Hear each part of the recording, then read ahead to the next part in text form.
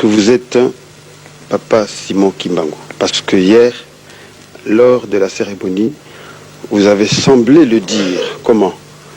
Lorsque vous avez vu la médaille offerte à Papa Simon Kimbangu, qui serait votre père, j'ai dit ça au conditionnel, vous avez dit, retournez-moi ça. Vous voyez pas que ça se ressemble? Moi, j'ai compris, moi, que vous avez voulu nous dire que vous étiez Papa Simon Kimbangu. Vrai ou faux? Oui, mes chers amis, je vous remercie beaucoup. Votre question elle est vraiment pertinente. Je pense bien en tant qu'homme vivant, matériellement et spirituellement, je ne peux pas avoir cet orgueil de me déclarer en tant qu'homme vivant, matériel que je suis, être Papa Simon Kimbangu. Je m'explique. Quand je disais hier que la médaille qu'on remettait à mon père, elle ressemblait totalement à la mienne. On a fait de mon père grand cordon, comme moi je le suis. Mon père, il est réellement papa, tel fils, tel père, tel fils. Donc si je prétends me dire être Papa Simon Kimbangu dans le sens tel que vous le comprenez, je pense que ce serait vraiment de l'orgueil de ma part. Papa Simon Kimbangu, c'est un saint. Moi, je suis un pauvre homme. C'est pour cela que j'ai commencé par vous dire que, étant matériel et spirituel en même temps, et Papa Simon Kimbangu étant en ce moment bien précis, spirituel, mais comparé à lui, c'est trop grand. Mais comment vous expliquez que vous soyez né le 18, enfin la date annoncée par votre père, si c'est votre père, si c'est pas vous-même? En 1910, moi je n'étais pas encore né. Mais mon père avait dit, je vais renaître en 1918. C'est un langage profondément mystique. Et comme tel, j'ai difficile pour vous le décrire, puisque c'est un langage à lui. En tant qu'homme vraiment spirituel, envoyé spécial. Donc il avait une certaine méthode d'expliquer des situations. Et moi, quand je dois dire que je suis Papa Simon Kimbangu, aïe, c'est grave. Il est né le 12 septembre 1887. Et en 1910, il déclare que je vais renaître en 1918.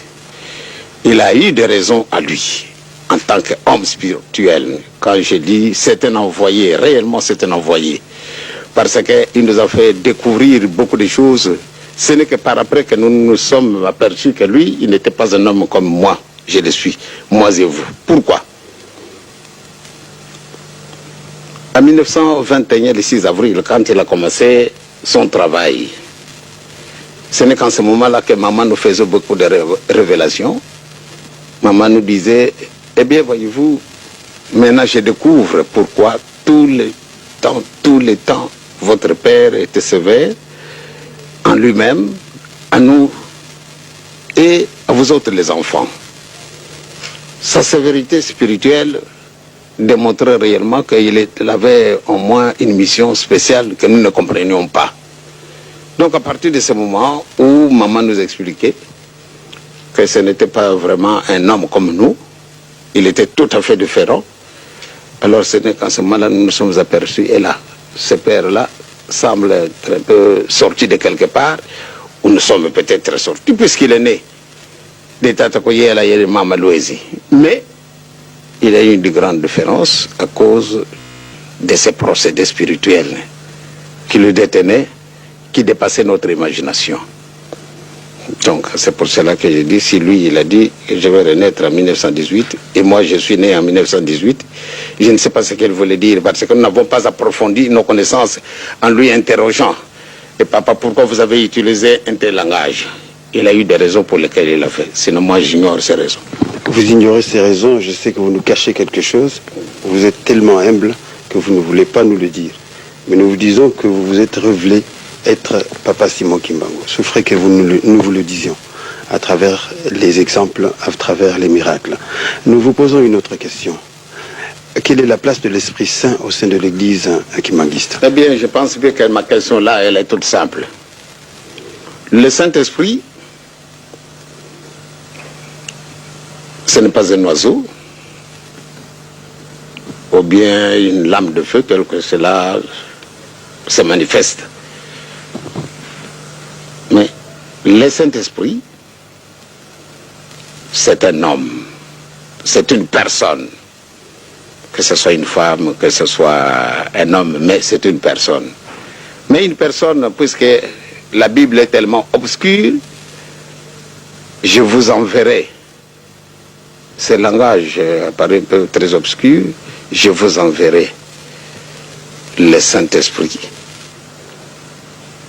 Et il est dit bien, vous le connaîtrez, tandis que les autres vont l'ignorer.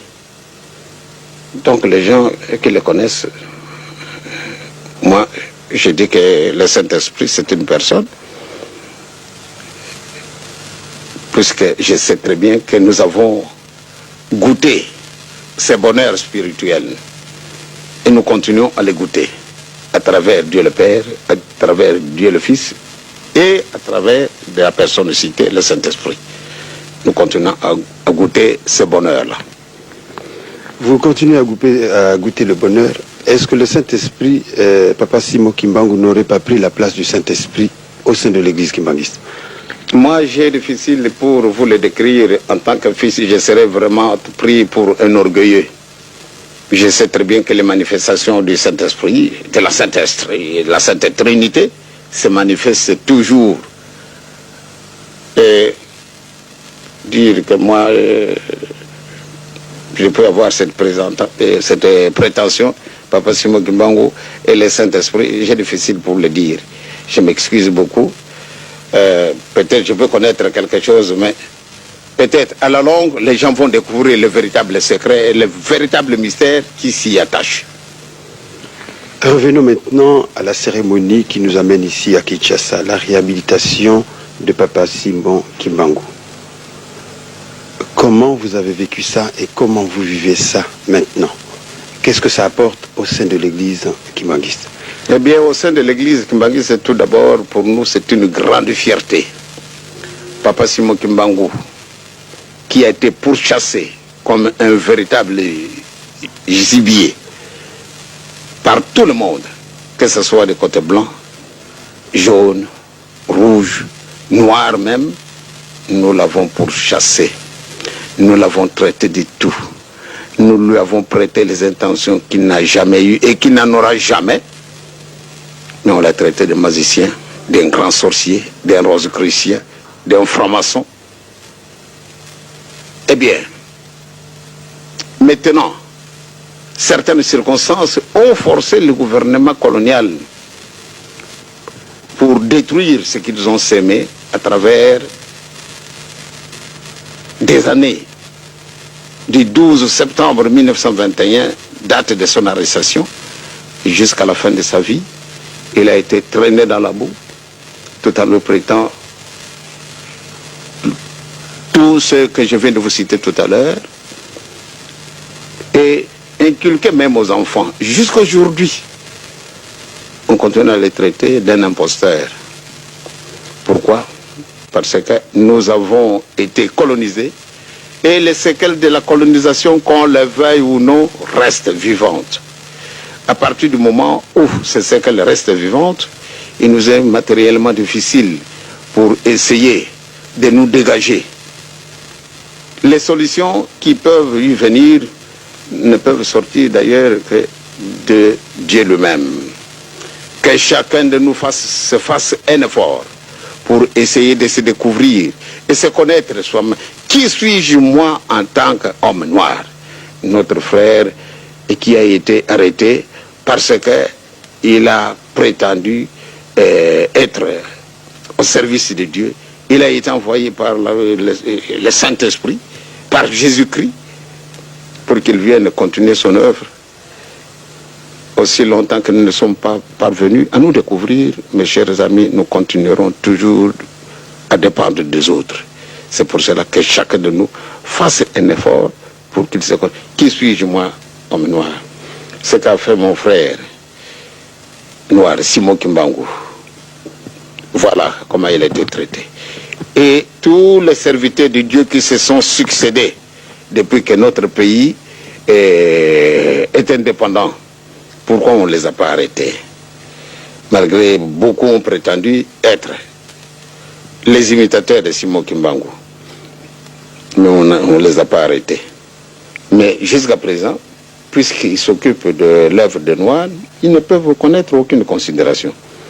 C'est pour cela la réhabilitation de Papa Simon Kimbangu hier, cette grande cérémonie, est pour moi une véritable découverte d'une nouvelle vie. Nous pouvons faire un véritable démarrage d'une nouvelle vie. Et c'est une réalité, non simplement pour nous kimbanguistes, mais je pense, comme je l'ai souligné hier dans le journal, toutes les personnes épris de bonne volonté, je crois qu'ils peuvent être vraiment contentes. Pourquoi? Parce que on a essayé de laver un frère qui a été condamné à mort par un tribunal militaire mitigé. C'est vraiment curieux. Pourtant, il n'a jamais utilisé une force quelconque. Il n'a jamais utilisé la violence. Jamais. Il n'a jamais prêché la violence. Il n'a jamais prêché la désobéissance. Mais il est resté cloué parce que personne ne pouvait intervenir pour lui. Tout ce qui pouvait être comme ses avocats, personne n'a osé défendre Papa, parce que c'est tout d'abord une fierté pour moi de ce que mon père a supporté son poids durant 30 ans. C'est une fierté pour moi. Parce que si mon père avait failli à sa mission, ce serait une véritable catastrophe pour nous autres en tant qu'hommes qu'on appelle nègres. Ça aurait été vraiment une véritable catastrophe. Mais il a supporté son poids jusqu'à la fin de sa vie. Et qu'il continue à les supporter, malgré les injures, malgré les calomnies, malgré les moqueries, malgré toutes les attaques. Donc il a été obligé, et que nous continuons à être obligés. Mais il n'a pas failli à sa mission. Et il a résisté jusqu'à la fin de sa vie. Donc pour nous, c'est une grande victoire. Non simplement pour les Kimbanguistes, mais pour tout le monde. Une victoire pour tout le monde. Hier, au centre d'accueil, vous avez dit que le pouvoir et la richesse seront acquis sans effusion de sang et l'intelligence sans médaille. C'est une pensée philosophique que nous n'avons pas comprise. Si vous pouvez nous l'éclaircir. Vous êtes aussi profond dans votre question. Vous savez, votre français a pénétré un peu des endroits qui me paraissent être un peu obscurs, du fait que vous avez été un peu très profond dans votre français. Si vous voulez bien m'éclaircir davantage, peut-être j'aurai une réponse exacte à vous donner. Je répète, c'est vous qui l'avez dit hier, je l'ai noté, sauf si je me suis trompé, que parlant de Zaïre par exemple, vous avez dit que le pouvoir et la richesse seront acquises, c'est-à-dire que nous aurons le pouvoir et la richesse sans effusion de sang. Voilà mon cher ami. C'est-à-dire, c'est une fierté pour moi que les gens ne nous interprètent pas les intentions que je n'aurai jamais de ma vie. Jamais. Nous n'aurons jamais la prétention d'inquiéter qui que ce soit dans leur pouvoir matériel. Dans le pouvoir spirituel, là franchement, je peux dire, le bon Dieu est grand et il nous aime. Nous ne pouvons pas accepter à ce qu'on puisse utiliser une force quelconque pour obtenir gain de cause sur un problème bien donné. Quand nous revendiquons, nous le revendiquons raisonnablement, tout en évitant de blesser. Moi, je n'aime pas blesser les gens. Je vous dis la vérité, mais je n'aime pas blesser la vérité. Mais quand je vous vois que vous n'avez pas compris, j'aime beaucoup me taire et trouver un autre moment pour que je puisse vous l'expliquer encore davantage. Sinon, moi, je n'aime pas blesser quelqu'un. Et dans ce sens que les gens apprendre que le pouvoir et la richesse, nous les obtiendrons non en utilisant une méthode violente, les gens vont dire, ah, peut-être ils veulent avoir plutôt le pouvoir de diriger. Vous savez, mes chers amis, ces idées-là ne me viendront jamais en tête pour diriger qui. J'aime beaucoup me faire diriger. Vous savez, j'ai appris de la part de mon père d'obéir même à une petite sentinelle. Pendant la période coloniale, quand un messager amène une lettre qu'il a reçue, soit d'un chef du village, soit d'un chef de collectivité, soit d'un chef de secteur, en ce moment-là on les appelle les chefs de secteur, soit d'un agent territorial, eh bien quand il se présente, voilà, vous êtes arrêté. Rien que par ce simple mot, que vous êtes arrêté, nous partons sans la moindre résistance. Il nous dit, suivez-nous. Nous les suivons. Et c'est normal. C'est pour vous dire que papa n'est pas venu dans ce monde pour avoir un pouvoir matériel, mais le pouvoir spirituel, oui, là, j'en cherche moi-même. Malheureusement, ce n'est pas facile pour en obtenir, parce qu'il faut chercher une certaine sainteté pour arriver à ce stade-là. Donc, mes chers amis, notre position semble être la même, elle restera la même. Je n'empêche pas à ce que ceux qui veulent diriger matériellement le pays, n'importe qui, je me soumettrai. Franchement, j'aime beaucoup aider, non simplement les noirs, ni les blancs, ni les jaunes, ni les rouges, mais toute l'humanité tout entière. J'aime beaucoup aider pour que nous puissions vivre dans une harmonie totale. Quand il y a un problème, vous par exemple, si vous voulez dire, ah, je voudrais présenter ma candidature pour devenir un ministre de l'Agriculture. Mais je pense bien que si vous avez le droit d'en obtenir, je serai à côté de vous pour vous épauler. Surtout quand vous l'avez obtenu. Et d'une manière raisonnable. Et si vous brutalisez, je retire ma petite personne. Mais quand vous voulez l'obtenir d'une manière légale, eh bien, je pense que je peux vous appuyer. Vous pouvez l'appuyer et certainement c'est comme ça que vous appuyez le président Mobutu parce que les gens disent que c'est vous qui le soutenez au pouvoir. Je vais vous dire une chose, merci beaucoup. Vraiment, vous venez de soulever un point si important. Moi, j'appuie la paix dans notre pays, dans votre pays qui est le Congo, dans le pays de l'Angola, dans tous les pays du monde. Tous ceux qui sont placés à la tête, ils ont toujours mon petit concours. Il est vraiment petit, très mince même, je dirais. Au risque même, au moindre vent, de se couper.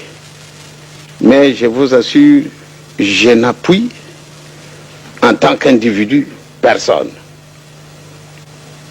Toutes les personnes épris de bonne volonté qui veulent la paix, là où elles se trouvent, parce que je suis censé de croire, comme l'Évangile le dit, toute autorité vient de Dieu.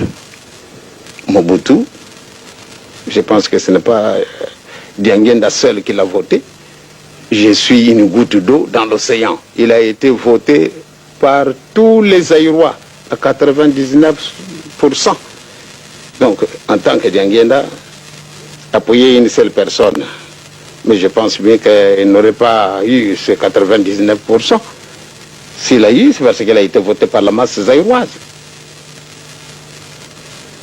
Donc, moi, Mobutu, c'est un ami. Je l'ai connu depuis le 15 septembre 1950. Prenez un peu cette date-là. Le 15 septembre 1950 que je l'ai connu. Lui, militaire, qu'il était à Kananga. En ce moment-là, ça s'appelait le Loabour. Moi, j'étais fonctionnaire de l'État. Et ce n'est pas un petit fonctionnaire, j'occupais un petit poste. Et qui faisait de moi une personne et quand même que les gens voyaient que j'étais important, puisque j'ai travaillé à côté du gouverneur de la province. Et ce gouverneur m'a vraiment aimé. Ce gouverneur a participé à l'arrestation de mes parents. Eh bien, il m'a pris dans son engrenage pour essayer peut-être de sucer en moi certaines vérités spirituelles. Et peut-être il avait d'autres objectifs, ce qui est à lui. Mais selon moi, je l'ai estimé. Et ce gouverneur m'a beaucoup estimé. Il m'a amené à Kananga en 1950. Et c'est comme ça que nous sommes connus avec le président Mobutu. À ce moment-là, il était caporal. Je l'ai connu. Eh bien, comme c'était un homme simple, sa maison voisine à la mienne, célibataire qu'il était, moi marié, et nous sommes sortis en dehors de la région de Kananga, ou bien du Kasaï oriental, ou bien Kasaï occidental. En ce moment-là, il n'y avait qu'un seul Kasaï. Et comme nous étions étrangers, lui me voyait au Congo, lui en tant que Mongala, et c'était comme ça. Même les Sénégalais, les Togolais qui étaient là, ou bien les Angolais, ou bien ceux du Bas-Zaïre, de l'Équateur, du Haut-Zaïre, du Kivu et du Chaba, ils étaient considérés comme des Menamaïs, c'est-à-dire des étrangers. Eh bien, on avait une association qui formait une certaine force quand quelqu'un de ceux qu'on appelait Benamaï a eu un malheur, n'importe lequel.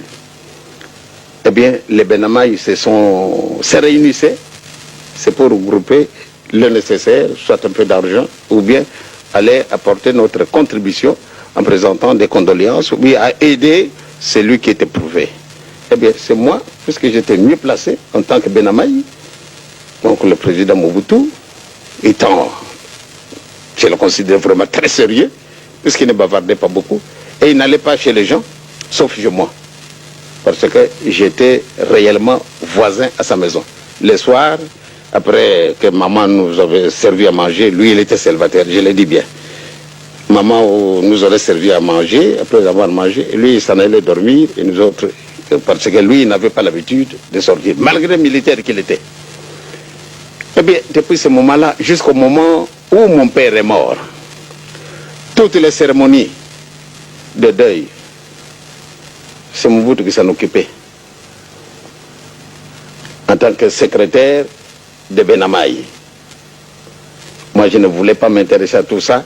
Moi, je n'étais pas le président, mais j'aimais beaucoup les appuyer. Moi, j'étais pris dans cet engrenage-là, parce que, étant fils de Simon Kimbangu, les gens pouvaient nous interpréter les intentions que nous n'avions pas. C'est en ce moment-là que j'ai connu le président Mobutu. Bon, nous nous sommes séparés en 1952, en juillet. Moi, je suis rentré au Zaïre, et plutôt à Kinshasa. Lui, il est resté là-bas. Et quand il a terminé, comme comptable, il est revenu à Kinshasa en tant que sergent. Eh bien, moi, fonctionnaire de l'État, nous avons continué nos relations. Il a continué à me fréquenter. Et moi aussi, j'ai continué à le fréquenter. Il était militaire. Et alors, quand il s'est marié, la défunte, nous étions tous associés. Pourquoi? Parce que nous avons nos amitiés qui étaient déjà renouées avant son mariage. Donc au moment où le premier fils au président est né, je me trouvais à Kinshasa et il ne m'a jamais pris en défaut. Il est devenu président. Eh bien, je crois que je voyais en lui, même quand nous étions à Kananga, ce ne sont pas des choses simplement que je dois aller déclarer à n'importe qui. Quand nous étions à Kananga, il m'a trouvé que j'étais vraiment très intéressant. Il avait d'ailleurs difficile pour m'aborder, mais quand même, il a senti quand même que c'était bien de m'aborder et nous avons noué des relations. Depuis ce moment-là, il ne m'a jamais reproché quelque chose, je ne lui ai jamais reproché quelque chose. Donc, je pense bien que cette reconnaissance méritait vraiment, on dirait, quelque chose d'indélébile. Pourquoi être reconnaissant vis-à-vis de Mobutu? Mobutu, je l'ai déclaré hier, vous l'avez suivi, avec certains de ses amis. Parce que lui, il était journaliste dans les actualités africaines. Ils ont osé écrire des articles qui parlaient de Papa Simon Kimbangu et des injustices belges. Eh bien, il a été menacé d'arrestation. Et vraiment, nous avons beaucoup prié pour que le bon Dieu puisse l'aider. Vraiment, le Seigneur l'a aidé. Jamais, au moment où on les menaçait d'arrestation et qu'il venait nous soumettre cette question, et qu'on priait pour lui et qu'on a mis la main dessus. Donc, on ne l'a pas arrêté. Bon, maintenant, il est devenu président de la République. Et je pense bien que, comme je l'ai dit, je pense que tous Zaïrois l'avaient applaudi comme chef de l'État. Et que moi aussi, je ne devais pas faire le contraire. Parce que nous avons un principe. Celui qui se marie avec maman, nous l'appelons qui? Papa. Donc, lui, il a marié les Zaïre, et qui est notre mère ou bien notre père. Donc nous devons l'appeler président de la République. Donc je lui dois du respect et de la reconnaissance de ce qu'il a fait pendant les moments difficiles pour la reconnaissance de cette église. Voilà.